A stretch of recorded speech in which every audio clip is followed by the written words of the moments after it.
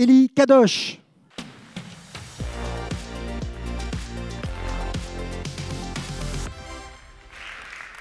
Bienvenue Élie, vous êtes de Télécom Paris, laboratoire traitement et communication de l'information.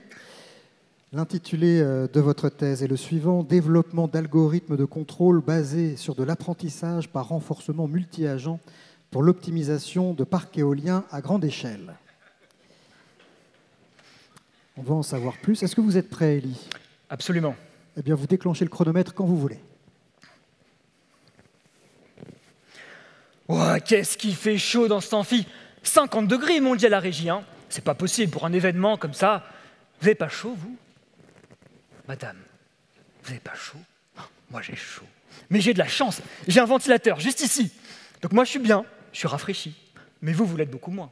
Alors, qu'est-ce que je fais? Je me tourne légèrement pour mieux laisser le vent passer.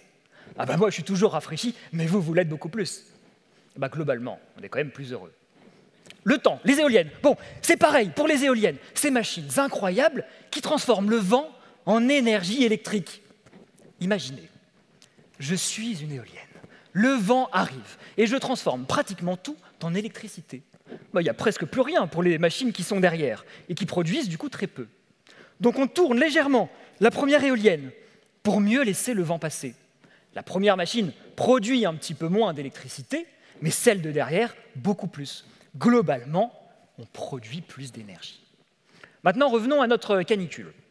Imaginez qu'il n'y a non pas un ventilateur, mais 7. Et puis, ils ne sont pas fixes. Ils bougent un petit peu n'importe comment dans la pièce.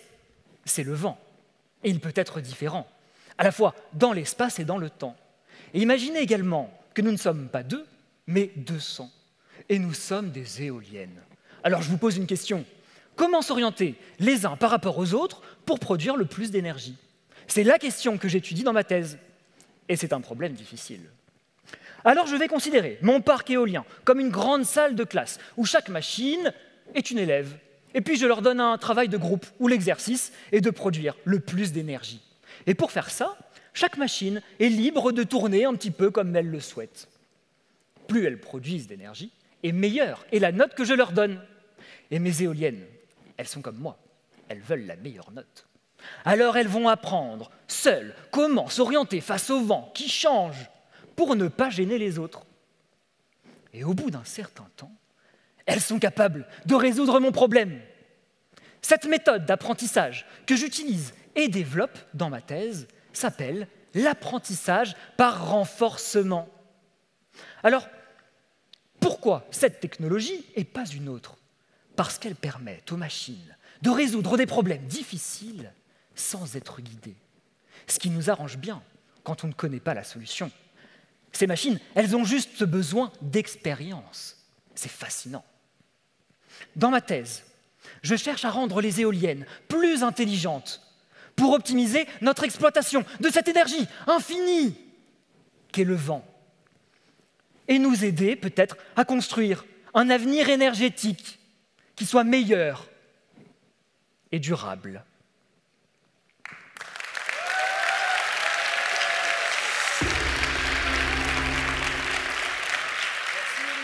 Merci. Merci à vous.